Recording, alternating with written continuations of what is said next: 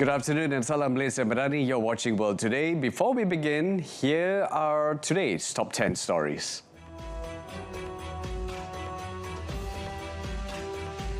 President Donald Trump dismissed the possibility of a ceasefire with Iran, saying Washington holds the upper hand in the three-week war. He said the US is also close to achieving its objectives as it considers scaling back its military role in the Iran war.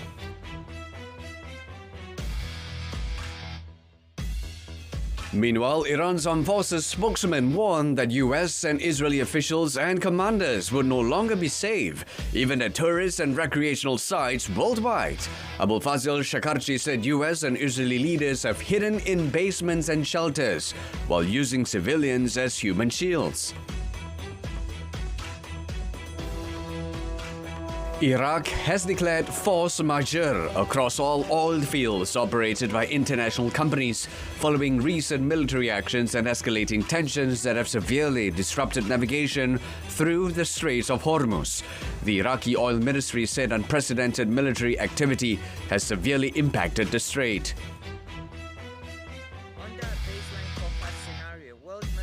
The World Trade Organization reported that global trade growth will slow this year after a stronger-than-expected 2025, warning that the ongoing West Asia conflict could add further pressure. The organization warned that the ongoing West Asia conflict could further slow down trade growth if energy prices remain elevated. Elsewhere, a California jury found Elon Musk misled Twitter shareholders before his $44 billion acquisition, causing the company's stocks to fall. The class action verdict could cost Musk billions in damages. Tonight's person is John Company in generations in it. A federal judge blocked the Trump administration's restrictive Pentagon press policy, which risked labeling journalists as security threats for seeking unauthorized information. The Pentagon did not immediately comment and is expected to appeal. Costa Rica extradited former high-ranking official Celso Gamboa to the US on international drug trafficking charges, a first for the nation regarding its own citizens. The extradition move follows a 2025 judicial reform overturning a ban on extraditing nationals to address escalating organized crime in the previously safe Latin American country. A humanitarian aid vessel sailed from Progreso, Yucatan to Cuba, joining international efforts to alleviate the island's energy and economic crisis. The voyage is part of the Nuestra America convoy, an international aid initiative converging on Havana, Cuba.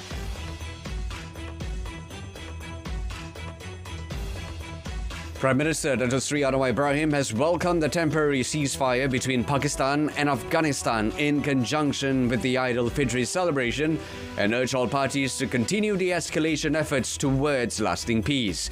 He conveyed the message during a telephone conversation with Pakistan Prime Minister Shehbaz Sharif.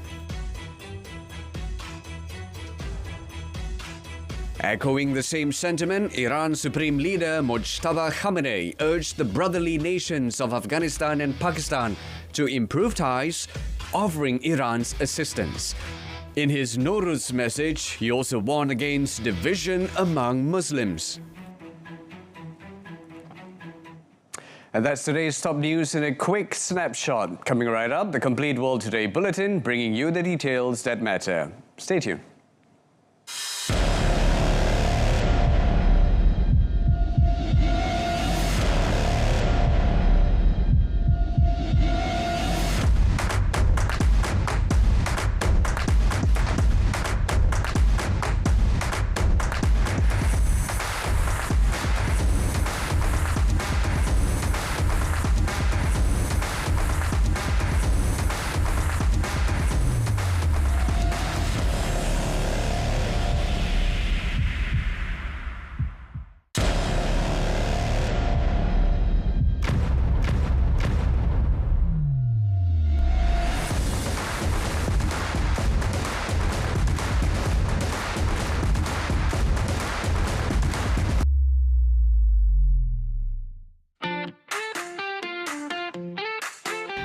Bismillahirrahmanirrahim. Assalamualaikum warahmatullahi wabarakatuh dan salam Malaysia Madani. Saya dan seluruh keluarga besar Kementerian Komunikasi ingin mengucapkan selamat Hari Raya Aidilfitri dan maaf zahir dan batin buat seluruh rakyat Malaysia. Hari Raya Aidilfitri sentiasa membawa makna yang cukup istimewa, saat untuk kita kembali bersama keluarga, mengeratkan silaturahim dan saling bermaafan. Di dalam dunia komunikasi tanpa sempadan hari ini, marilah kita gunakan media dengan bijak. Kongsikan kegembiraan, bukannya berita palsu. Sebarkan yang benar, yang baik dan yang menyatukan kita semua.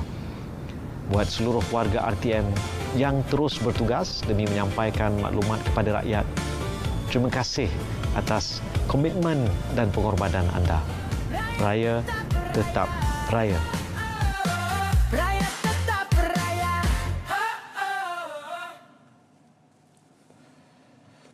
And welcome back. US President Donald Trump dismissed the possibility of a ceasefire with Iran, saying Washington holds the upper hand in the three-week war. He said the US is also close to achieving its objectives as it considers scaling back its military role in the Iran war. Well, look, we can have dialogue, but I don't want to do a ceasefire. You know, you don't do a ceasefire when you're literally obliterating the other side. The US President also urged countries using the Strait of Hormuz to secure and patrol it as needed. He further noted that the United Kingdom should have acted faster in offering help to the United States in its military action against Iran. The British government authorized the United States to use UK military bases to strike Iranian missile sites targeting ships in the Strait of Hormuz. According to Downing Street, ministers met to discuss the conflict and Iran's blockade of the strait before confirming an agreement allowing US use of UK bases for collective self-defense, including operations to degrade missile sites used in the attacks. Prime Minister Keir Starmer had initially rejected the request, citing the need to ensure any action was legal, but reversed his position after Iran struck British allies in West Asia. Meanwhile, according to a statement on state television, Iran's armed forces spokesman warned that US and Israeli officials and commanders would no longer be safe, even at tourist and recreational sites worldwide. Abul Fazl Shakarchi said US and Israeli leaders have hidden in basements and shelters and used civilians as human shields. سخنگوی ارشد نیروهای مسلح تاکید کرد مسئولان و فرماندهان بزدل، خلبانان و سربازان خبیث دشمن را زیر نظر داریم و آن زمان دیر نخواهد بود که شما را با ذلت، خفت و خواری از مخفیگاه و پناهگاه ها بیرون بکشیم و به سزای عمل نحستان برسانیم. سردار شکارچی گفت از این پس بر اساس اطلاعاتی که از شما در اختیار ماست، گردشگاه ها، تفرجگاه ها و مراکز سیاحتی و تفریحی در جهان نیز برای شما امنیت نخواهد داشت. The US recently warned Iran has entered its third week with no clear end. The Strait of Hormuz, carrying about 20% of global oil and LNG, remains largely closed, driving up energy prices and inflation concerns. The conflict has also strained US allies who were not consulted before the airstrikes and have faced months of criticism and threats from Trump since his return to office.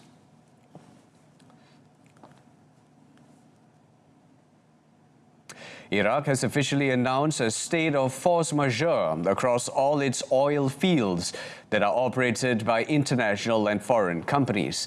This declaration comes as a direct consequence of recent military operations and heightened tensions that have severely disrupted navigation through the crucial Strait of Hormuz.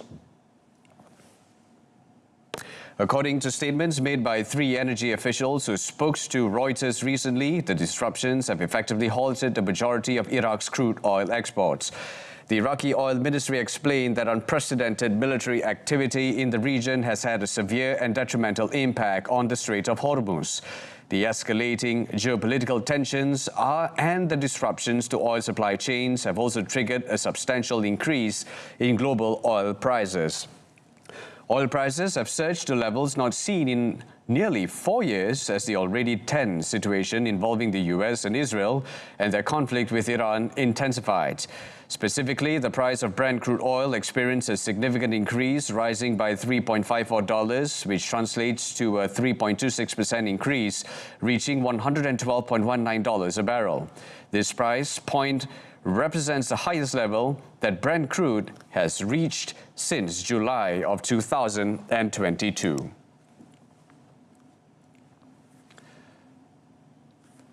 The World Trade Organization, WTO, said in a report released Thursday that global trade growth is set to slow in 2026 after a stronger than expected performance in 2025. It warned that the ongoing West Asia conflict could add further pressure on global trade. At a press conference on the WTO's latest global trade outlook and statistic report at its headquarters in Geneva, Director General Ngozi Okonjo-Iweala warned that the ongoing West Asia conflict could further slow down trade growth if energy prices remain elevated.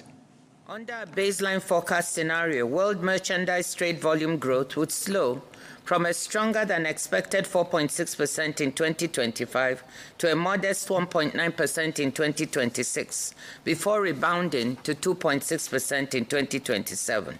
If sustained, however, the recent rise in energy prices linked to the Middle East conflict could shave another 0.5 percentage points of off-merchandise trade volume growth this year, lowering it from 1.9 to 1.4%. Okonjo-Iweala said the outlook reflects the resilience of global trade, supported by trade in high-technology products and digitally delivered services, adaptations in supply chains, and the avoidance of tit-for-tat retaliation on tariffs.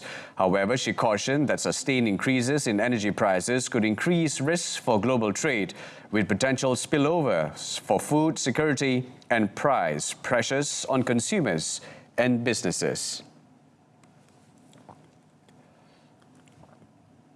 Prime Minister Datuk Seri Anwar Ibrahim has welcomed the temporary ceasefire between Pakistan and Afghanistan in conjunction with the Aidilfitri celebration and urged all parties to continue de-escalation efforts towards lasting peace.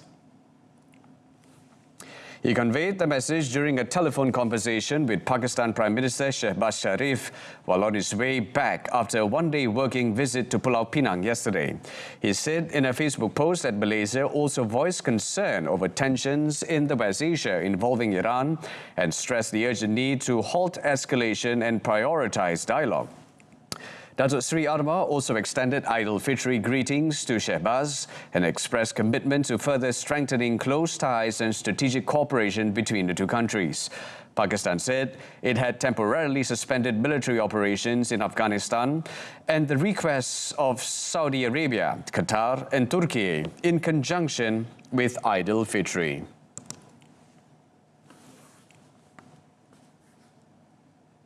On another note, Iran's Supreme Leader Mojtaba Khamenei urged their two brotherly countries, Afghanistan and Pakistan, to improve ties, offering Iran's help.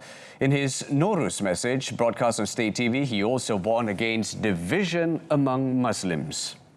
Khamenei also denied Iran's involvement in attacks in Turkey and Oman, calling them false flag operations by a Zionist enemy, aimed at creating rifts, and warned similar attempts could occur elsewhere.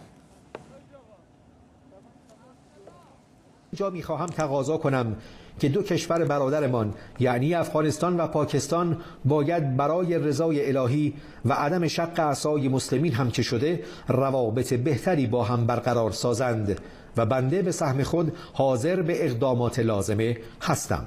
همچنین متذکر می‌شوم حملاتی که در ترکیه و عمان که هر دو با ما روابط مناسبی دارند علیه بعضی از نقاط این کشورها صورت گرفته به هیچ وجه از سوی نیروهای مسلح جمهوری اسلامی و سایر نیروهای جبهه مقاومت نبوده است.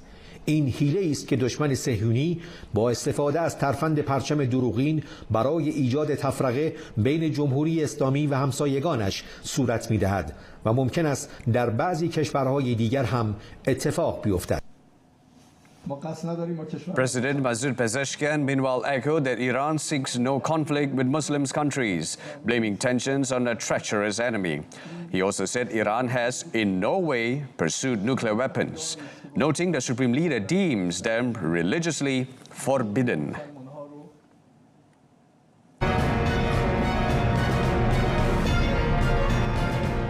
And coming up, Muslims around the world celebrate Eid al-Fitr. Stay tuned.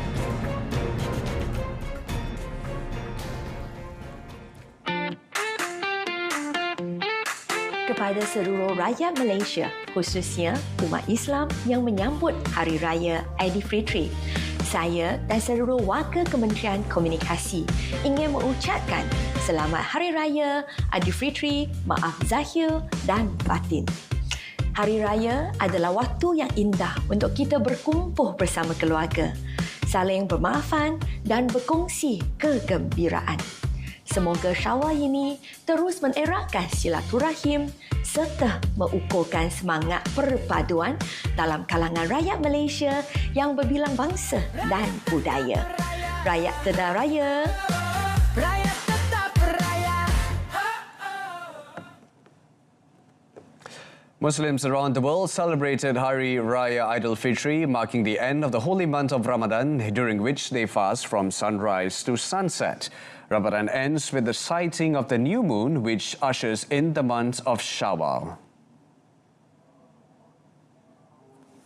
In Egypt, Muslim worshippers in Cairo attended on Friday Aidilfitri prayers, hoping for safety in the region. The Muslim holiday comes amid the US-Israeli war in Iran and Tehran's attacks on Gulf neighbors. In Palestine, Palestinians gathered in Saraya Square in Gaza City on Friday to attend Aidilfitri prayers. هذه السنة غير عن السنين اللي فاتت، طبعا هذه السنة يعني الحمد لله رب العالمين احنا في ساحة السرايا بنقيم صلاة العيد في العراء، طبعا احنا شعب بنحب الحياة. In New York City, Muslims gathered in Manhattan's Washington Square Park on Friday for an outdoor Aidilfitri prayer service organized by the Islamic Center of New York City. We hope for the best for everyone. I think it's unfortunate for everyone affected. There's civilians on both sides of the conflict that are affected, and the world is stopping. My parents currently live in Pakistan, so I just hope for the best for that region, for everyone in that region. Muslims in India on Friday prayed for peace in the West Asia and in Sudan as thousands gathered to celebrate Aidilfitri. Everybody prayed for the peace in the world and especially peace in West Asia. We hope that all this issue will be solved, and I hope we will be having a better life tomorrow.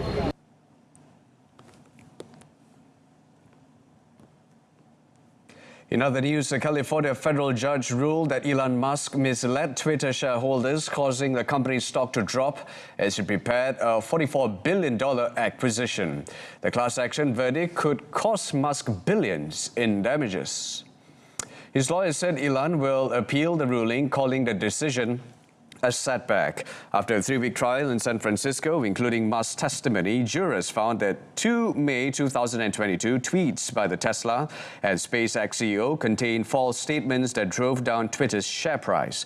The lawsuit filed by investor Giuseppe Pampena on behalf of shareholders who sold stock between mid-May and early October 2022 argued Musk violated securities laws against misleading statements affecting stock prices. Musk completed the purchase in late October 2022 and later renamed Twitter to X. He has not publicly responded to the verdict, which marks a rare legal loss for the billionaire, often dubbed Teflon Elon. His lawyers pointed to this track record, noting that a Texas court cleared him that same day in a separate defamation case.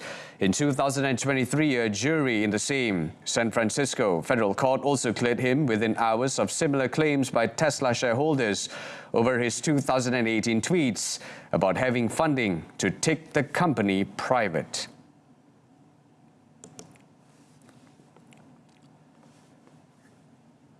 A federal judge blocked the Trump administration's restrictive Pentagon press policy, which threatened to label journalists as security risk for seeking unauthorized information.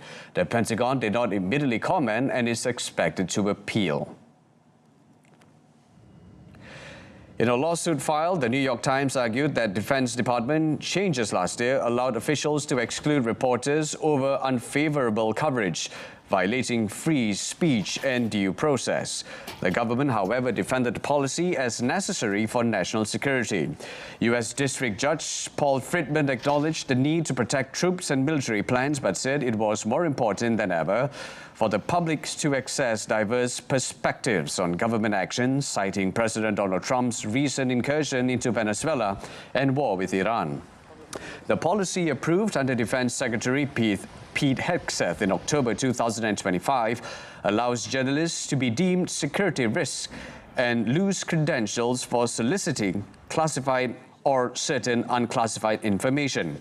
Journalism advocates criticize the policy as another attack on press freedom by the Trump administration.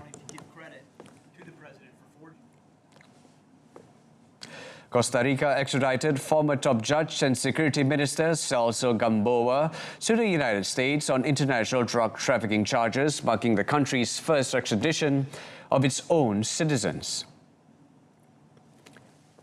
The move follows a 2025 judicial reform that lifted the ban on extraditing nationals to combat rising organized crime in a country once considered among Latin America's safest. Gamboa was flown to Texas alongside alleged drug trafficker Edwin Lopez Vega, known as Pecho de Rata, who was arrested the same day. El que hoy se materialice la extradición de estas dos personas significa mucho. Es un mensaje contundente que da al país, en este caso en la lucha contra el tráfico internacional y la cooperación, porque se trata de dos personas de muy alto perfil, una políticamente o una figura que tenía más exposición política y la otra también con un perfil muy alto en la zona atlántica. Gamboa was removed from the Supreme Court in 2018 amid corruption allegations, and his case has fueled debate over potential ties between organized crime and high-level officials. President Rodrigo Chavez, who recently attended an anti-crime summit in Florida with U.S. President Donald Trump and other right-leaning Latin American leaders, meanwhile called Gamboa the tip of the iceberg.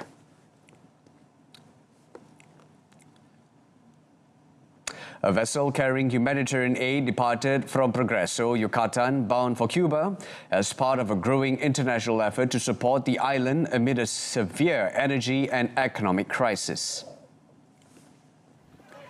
Brazilian activist Thiago Avila, an organizer aboard the Maguro, said the trip to Havana would take about 58 hours depending on weather. He noted the Mexican Navy deployed a 170-meter warship, the Papaloapan, to escort the mission, calling it a strong gesture of solidarity. The voyage is part of the Nuestra America Convoy, an international initiative delivering aid to Cuba, with missions converging on Havana. Additional supplies such as solar panels, medical equipment, and non-perishable food collected in Mexico are expected to arrive by air. Cuba is facing a worsening oil shortage and economic crisis following a U.S. fuel blockade.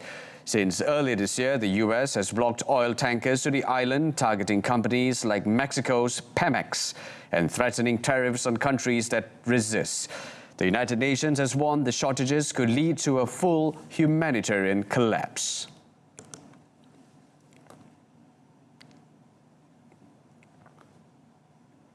Residents of coastal areas in the Mexican state of Veracruz battle oil continuing to wash ashore nearly 1 month after the first tar stains were detected, while authorities work to identify those responsible for the contamination. Volunteers cleaned beaches and collecting trash, and tar remains as dead turtles covered in crude oil were found along the shoreline. According to the Coral Reef Corridor Network of the Gulf of Mexico, the damage from the spill spans 230 kilometers of coastline and affects 39 communities that depend on tourism and fishing. Estas manchas van a seguir avanzando. Ahorita por las corrientes marinas, pues la dispersión es obvia. Parte de este residuo del petróleo está aquí en nuestras playas, pero parte de este residuo seguramente está a kilómetros mar adentro y ahí va a estar. Entonces, ahora es cuando se necesitan barreras absorbentes para poder seguir limpiando el mar, porque si no vamos a continuar con la misma problemática.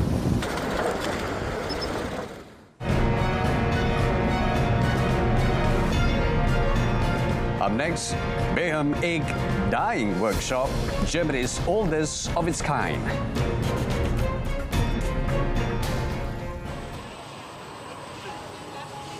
At the Beham Egg Dyeing Workshop in the southern German city of Uzbek, the machines run non-stop in the weeks leading up to Easter. With 70 years of company history, the family business claims to be Germany's oldest workshop of its kind. During the peak season, it boils and colors up to 34,000 eggs per hour. From mid-term September until Easter, visitors from all over southern Germany come to Uzbek to watch live in the open-plan dyeing workshop as a white egg is transformed into a colorful Easter egg. The eggs come exclusively from regional farms. Managing Director Markus Rodemel said the eggs are dyed using a recipe consisting of shellac, carnauba wax and alcohol. The company's method to reach the perfect consistency of the boiled eggs, however, remains a secret. The farm shop, featuring a pharmacist market and viewing platform, has become a popular spot beyond just families. Local retailers have also sourced Easter eggs from Uzbek for years.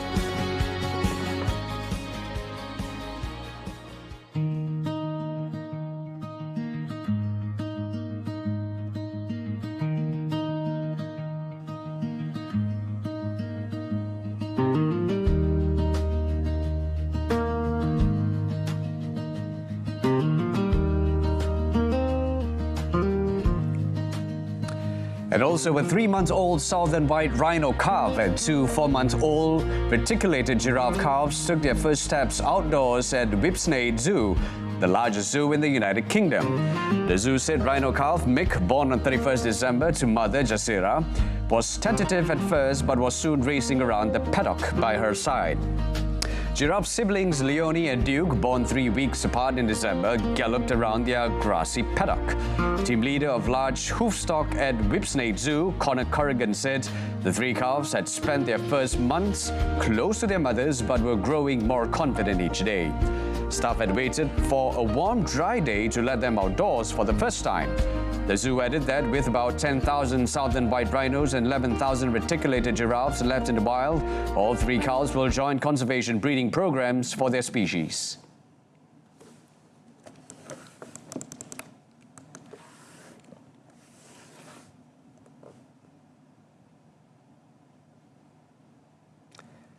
And that concludes our broadcast for World Today. Before we go, we would like to wish those celebrating a joyful Hari Raya. May this celebration bring peace, happiness and blessings to you and your family. Selamat Hari Raya, maaf zahir dan batin. Till then, I'm Brendan Paul, salam Malaysia Madani, and have a good day ahead.